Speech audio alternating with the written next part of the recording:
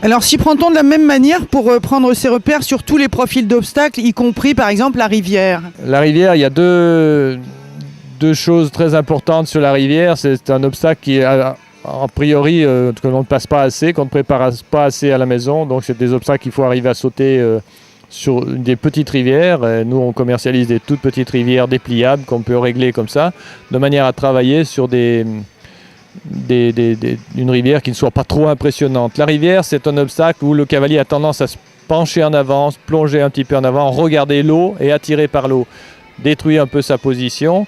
Et forcément, le cheval aussi, là, à ce moment-là, perd son équilibre et on n'arrive pas toujours à la bonne distance. Donc, c'est une question de pratiquer. On s'aperçoit que la majorité des cavaliers sautent très bien les rivières quand il y a un vertical dedans et la sautent mal quand il n'y a pas de vertical. Donc, c'est simplement, encore une fois, imaginer que le regard ou que l'obstacle, cette rivière-là, on fait par l'imagination, on imagine qu'il y a un vertical dessus, on imagine qu'il y a un auxerre sur cette rivière et forcément la distance va arriver beaucoup mieux et le cheval sautera mieux parce que le fait de partir en avant et de se pencher en avant en regardant la latte, on incite le cheval à aller dans l'eau ou à s'arrêter ou à marcher sur la latte.